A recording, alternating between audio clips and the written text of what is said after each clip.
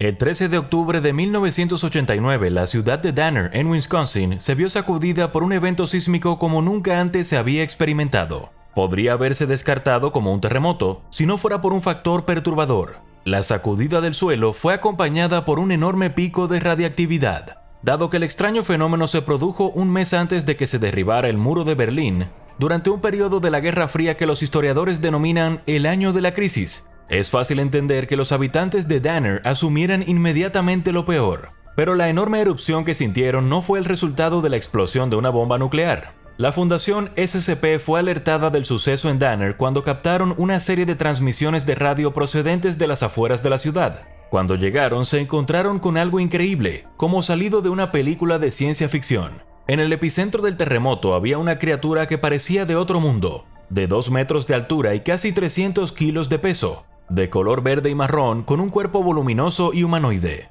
Su cabeza, sin embargo, era otra cosa. Parecía una gigantesca mosca doméstica, con una probóscide y enormes ojos estereoscópicos. Sorprendentemente, la extraña criatura no se desbocó inmediatamente. En cambio, el ser designado SCP-2273 parecía estar agotado, herido y extremadamente desnutrido. No ofreció ninguna resistencia al equipo de contención de la Fundación y fue trasladado al sitio 17 sin conflicto. Aunque la Fundación SCP no es ajena a los visitantes de otros mundos, había algo especialmente inusual en este supuesto invasor alienígena. Los médicos que examinaron a la criatura y trataron sus heridas encontraron un apéndice que parecía funcionar como un radiotransmisor orgánico, y grandes heridas abiertas en sus omóplatos y antebrazos donde se habían arrancado otros apéndices. Además, aunque su exoesqueleto, similar al de un insecto, tenía un patrón uniforme de color verde y marrón, la parte superior de los brazos y el torso de la criatura estaban salpicados de una serie de cicatrices y marcas que,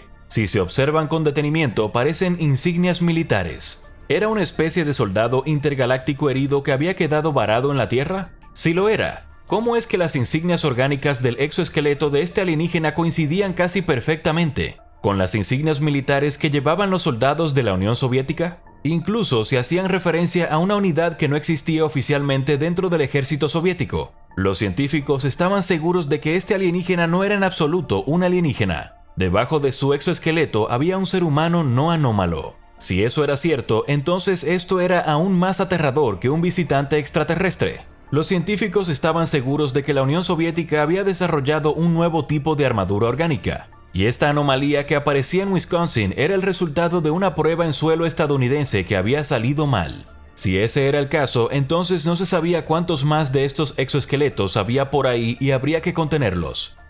La Fundación tuvo que actuar rápidamente y averiguar más. Mientras el SCP-2273 se recuperaba, llamaron al Dr. Friedrich, un psicólogo in situ que podía hablar varios idiomas, incluido el ruso. El Dr. Friedrich se encargaría de interrogar al SCP sobre sus orígenes y la naturaleza del traje. La entrevista se realizó por radio AM desde una cámara de observación separada, ya que el transmisor biológico parecía ser el único método de comunicación del SCP-2273. La entrevista comenzó con el Dr. Friedrich hablando a SCP-2273 en ruso, solo para que 2273 respondiera que el acento del Dr. Friedrich era atroz y pidiera que usara el alemán en su lugar. SCP-2273, que, según los parches militares orgánicos de su cuerpo, se llamaba Mayor Alexei Velitrov, se resistió inicialmente a ser entrevistado.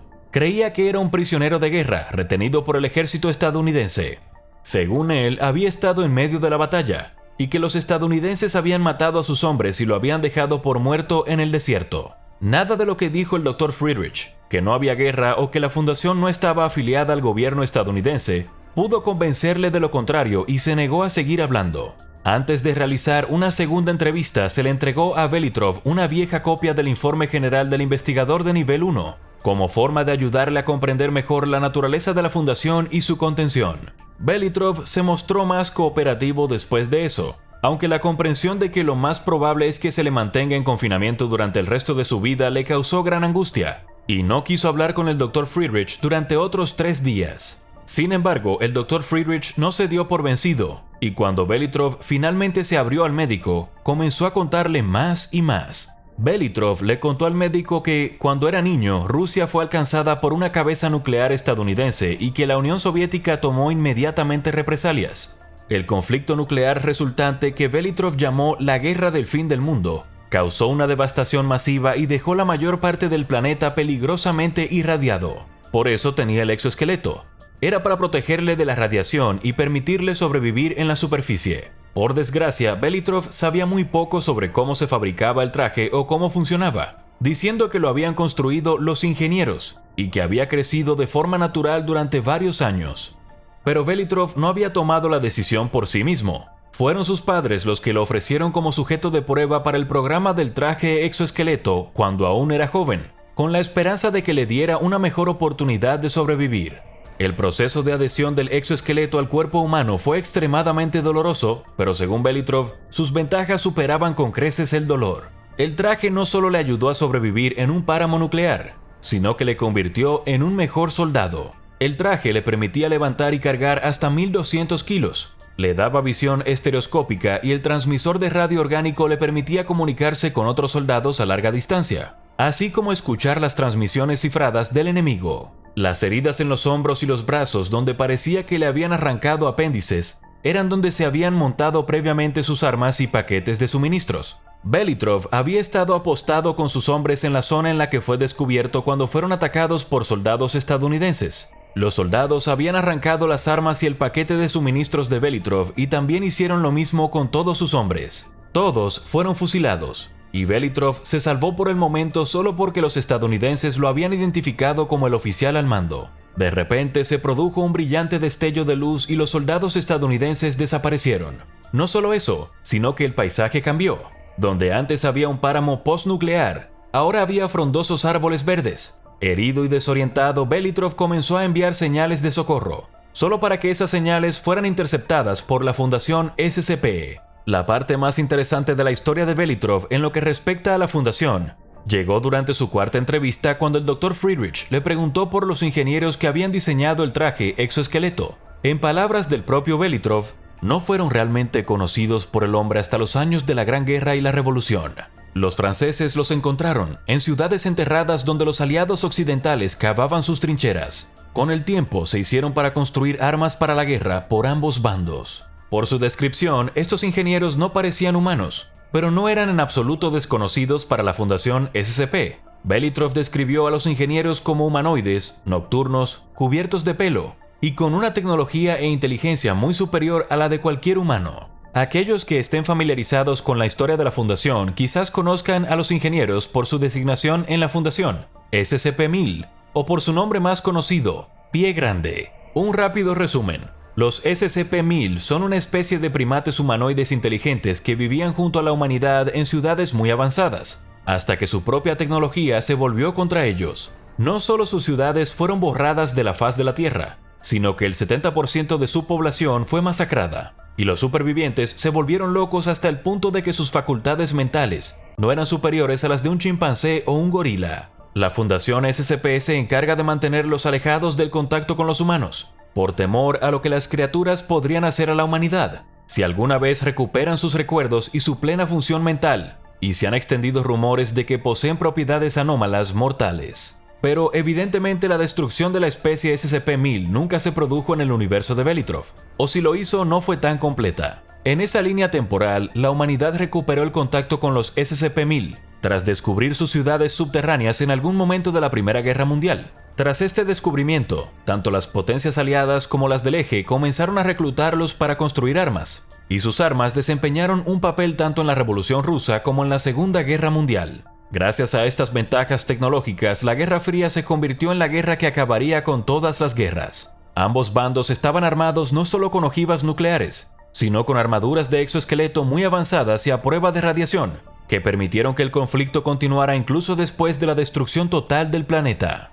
Mientras los humanos luchaban en la superficie, la vida continuaba con normalidad para los SCP-1000 en sus ciudades subterráneas. Como señaló Velitrov, ellos mismos nunca llevaban la armadura, ya que no tenían necesidad de aventurarse por encima del suelo. Solo los soldados llevaban armadura y esta no es su guerra. Velitrov siguió adaptándose a la vida en contención y se sentó a entrevistarse regularmente con el Dr. Friedrich. Se le proporcionaron las raciones previstas para las anomalías humanoides, pero en cantidades mucho mayores, ya que el traje le exigía ingerir unas 8000 calorías al día para mantenerlo en funcionamiento. Velitrov también empezó a aprovechar su capacidad para acceder a la biblioteca de la fundación.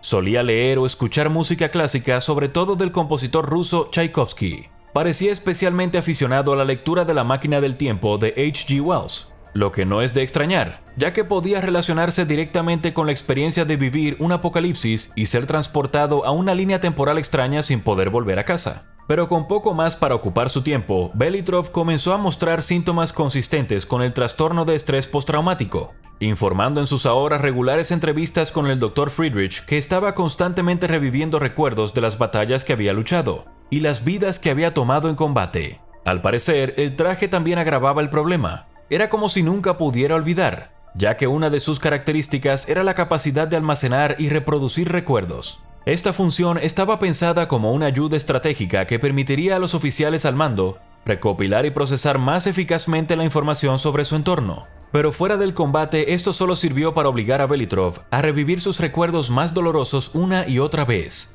Cada noche, mientras intentaba dormir, veía los rostros de sus hombres, con las armas arrancadas de sus exoesqueletos, tirados en el suelo tras ser abatidos por el enemigo. Al igual que muchos veteranos, Velitrov estaba siendo golpeado de golpe por las duras realidades de la guerra. Ahora que su cerebro no estaba centrado únicamente en mantenerlo con vida, tenía tiempo para procesar todos los horrores que había vivido. Le dijo al Dr. Friedrich: «Me entrené junto a estos hombres durante años, antes de que nos devolvieran a la superficie. Desde que éramos todos niños, éramos hermanos, y di la orden de rendirse y hice que los mataran. Debería haber muerto con ellos». Mientras que la historia de SCP-2273 termina aquí, la historia de Alexei Velitrov, SCP-2273-1, continúa. En 2018 a Velitrov se le permitió el paso a Volgogrado, Rusia, como parte de un programa de reintegración de anomalías. Aunque no pudo conseguir un empleo dentro del gobierno ruso como esperaba, finalmente fue acogido por un monasterio y continuó escribiendo cartas al Dr. Friedrich, hasta la eventual muerte de este por complicaciones relacionadas con un linfoma. Hay mucho más sobre el monasterio, el programa de reintegración de anomalías y lo que le ocurrió al mayor Velitrov cuando regresó a Rusia, pero eso tendrá que ser una historia para otro día. Pero si tienes ganas de más contenido de SCP ahora mismo, echa un vistazo a nuestra serie sobre SCP-5000 El Traje, o a la saga de 2 partes sobre lo que ocurrió en el Sitio 13.